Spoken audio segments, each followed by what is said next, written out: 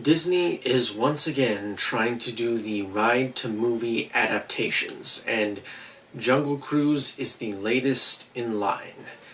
And they are trying very, very hard to create the next Pirates of the Caribbean. They want another flash-in-the-pan franchise so badly. Did they succeed? Well, actually maybe.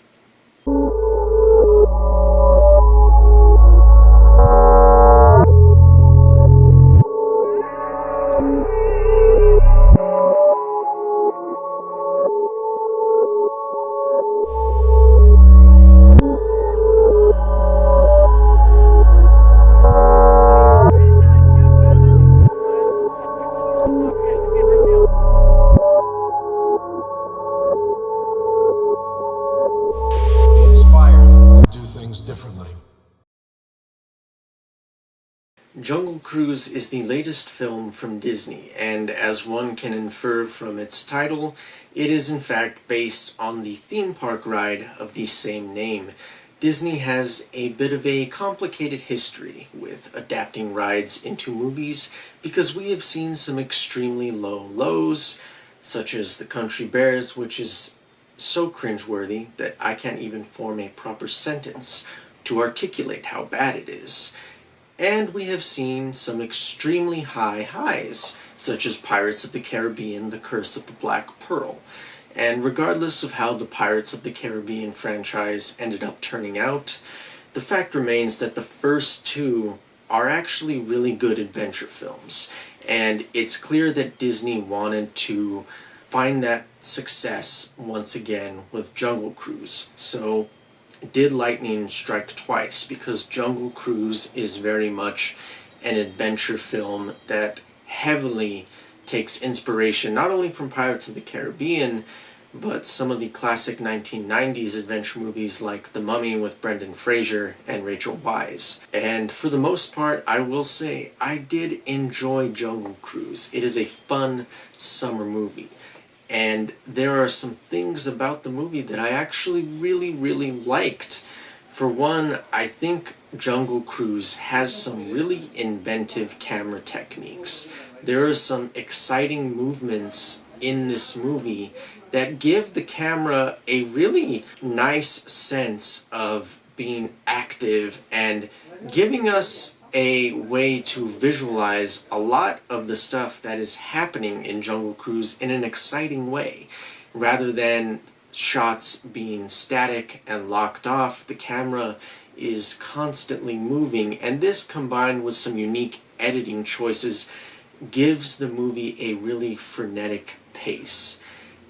That said, I think the pacing can work against this movie at times because from the very beginning the movie is just go, go, go, and it never really deviates from that pace. So we end up having a movie that is incredibly fast, yet somehow feels too long.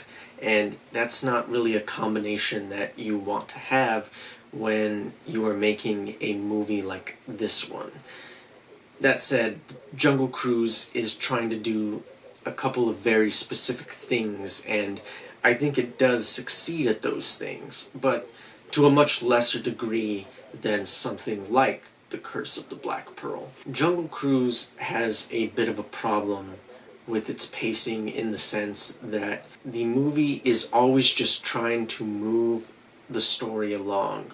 We are going from one plot point to the next, to the next, to the next, and a lot of this is bogged down through some really unnecessarily convoluted backstory, because there are about 3 different villains in this movie.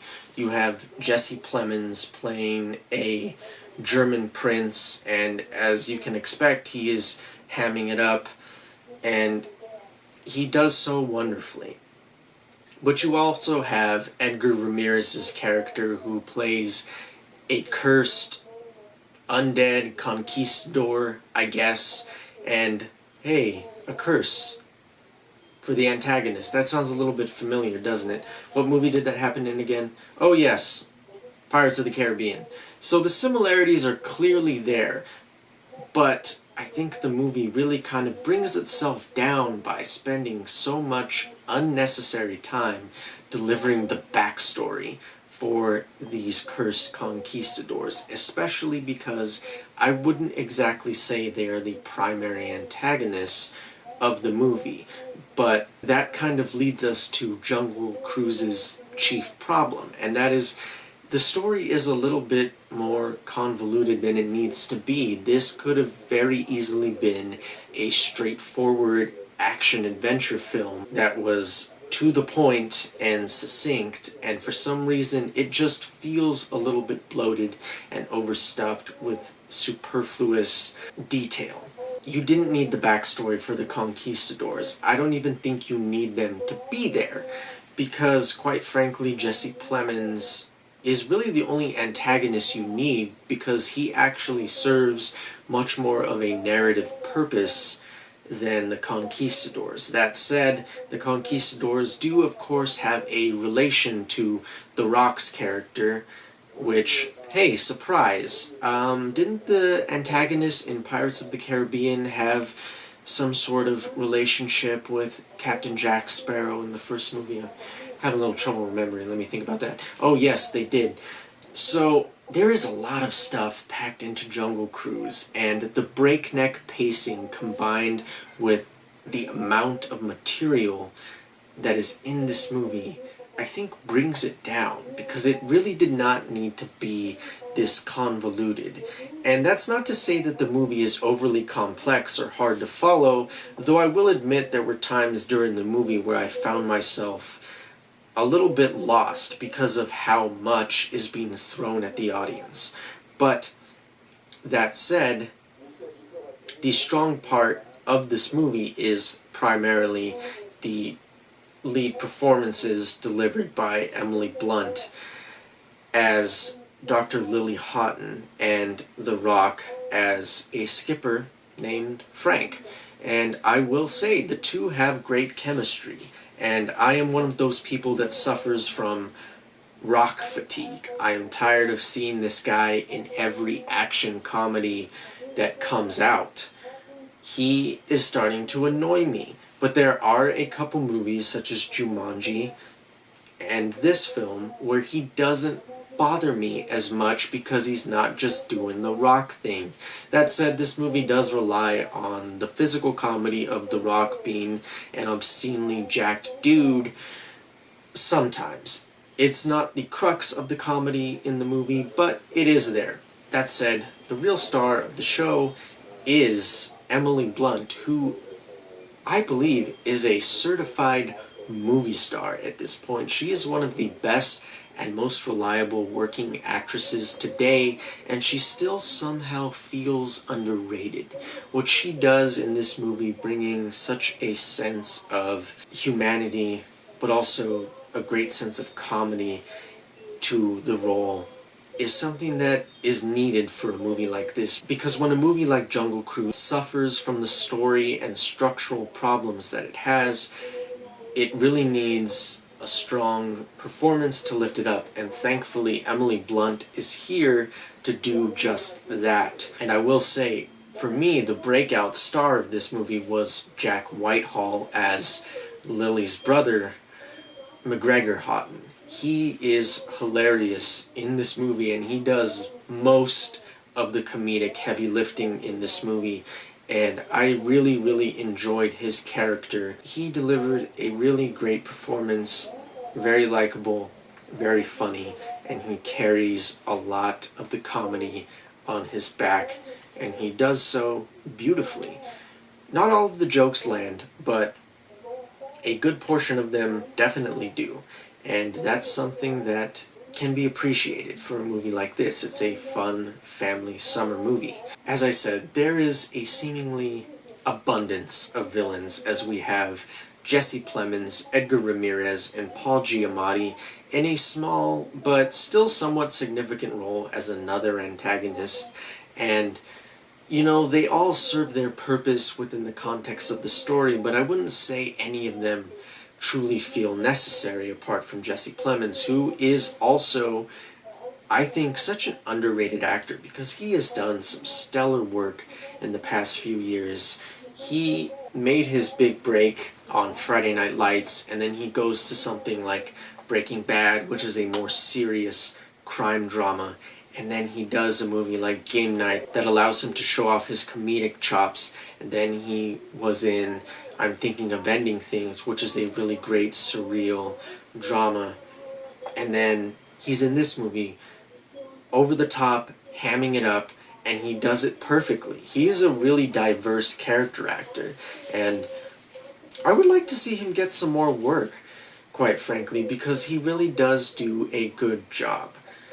At the end of the day, Jungle Cruise wants to be an entertaining family film, and I would say it is successful at doing that because the movie is fun, it's entertaining, and there are some truly funny moments, and there is great chemistry between Dwayne Johnson and Emily Blunt. That said, I do wish that the movie took some more time to just slow down and give us genuine moments between the three main characters, because my favorite parts of this movie were not the action scenes.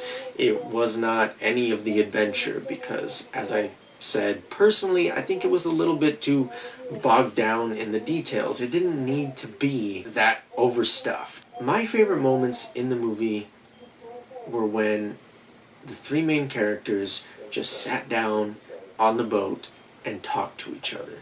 Real human interaction. It felt genuine, and it felt like the most we actually got to know these characters in terms of what is driving them, what is motivating them, why are they doing this.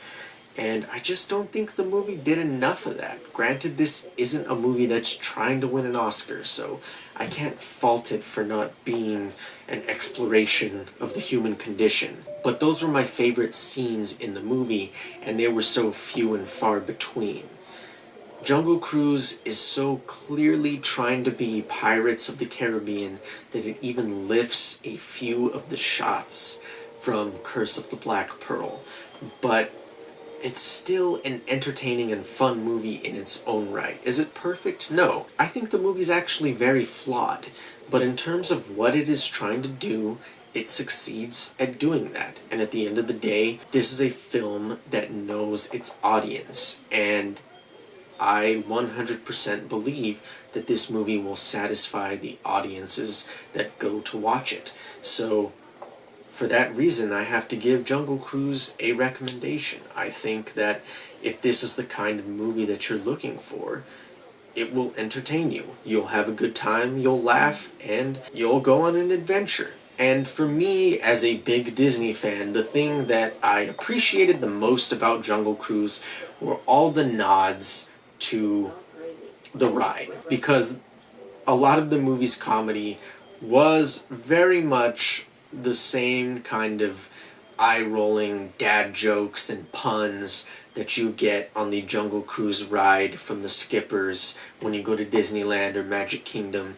It's such a fun, immersive thing to experience as a fan of the Disney parks, and I know there are a lot of other Disney parks fans out there, so I feel like those people will appreciate the comedy in this movie because it is very much there, and there is an Easter egg that is such a big deal on the Jungle Cruise ride that they were able to work into the movie that was honestly probably the part where I smiled the most, because it's such a huge Disney nerd moment, and I just really appreciated it, and I'm sure that a lot of others do too. One of the other things that I really liked about this too was the setting in Brazil near the docks. It just looks like Adventureland. There was a point where there was this nice establishing shot of the docks where I thought they might as well have just shot this at Disneyland, because it looked so much like Adventureland and the bazaar and the Jungle Cruise queue that it really could have been a direct one-to-one translation. And for me, it worked. It still felt immersive. But one thing I really have to criticize about this movie though, is the fact that it looks incredibly synthetic. You can tell that this is a CGI movie, and I don't know if it's the lighting, if it's the visual effects work, or if it's the compositing, but something about the movie just seems really, really artificial. And that was something that I just couldn't shake when watching this movie. It did not feel as immersive once the real meat of the story started moving along and we went on this adventure down the river with Dwayne Johnson, Emily Blunt, and Jack Whitehall. It did not feel as immersive as something like Pirates of the Caribbean, and I think it really highlights how special that movie was and how special what Gore Verbinski managed to capture really was. You just cannot beat shooting on location and using CGI not as a crutch, but rather as an adjunct to merely amplify what you have already shot practically in camera. That is what bothered me the most about this movie, is that it just has this artificial feeling that's incredibly hard to shake. And the score is nowhere as iconic as Hans Zimmer's Pirates of the Caribbean score. Not even close. It feels like James Newton Howard is just grabbing you in your seat and like shaking you, saying, "This is an adventure, you're on an adventure, be excited, fool." That said, even though I had issues with Jungle Cruise, and I know it sounds like I'm criticizing the movie a lot, and I am, because it is a flawed movie, but it's still fun, and it's entertaining, and as I said, the movie knows its audience, and I imagine it will please that audience. So even though I think it is a flawed film, I still think it's an enjoyable one, an entertaining one, and at times a very funny one. If you are a fan of Disney, I think you're gonna like the movie. If you're a fan of the Disney parks, there is a lot of cool stuff in here that only Disney park fans will catch. And if you're just looking for a good time at the movies this summer because you want to get away and you want to watch a movie in theaters, I think the movie's going to accomplish that. It's not perfect by any means. I have my issues with it, as we all are very well aware now, but I still enjoyed it for what it was. And I think even though it is not Pirates of the Caribbean, it is definitely a much stronger attempt at the ride-to-movie adaptation than something like The Haunted Mansion with Eddie Murphy. So, thank you for watching, everybody, especially you Disney shills. If you would like to tell me how wrong I am, please feel free to do so in the comments section below. Otherwise, I hope you're all staying safe and healthy, because this pandemic is not going the way that it should be going, and, well, we're kind of in a very bad spot right now. So I hope that we are able to pull ourselves out of it, and I hope that everyone is doing well. Other than that, have a good night, and may your heart be your guiding key.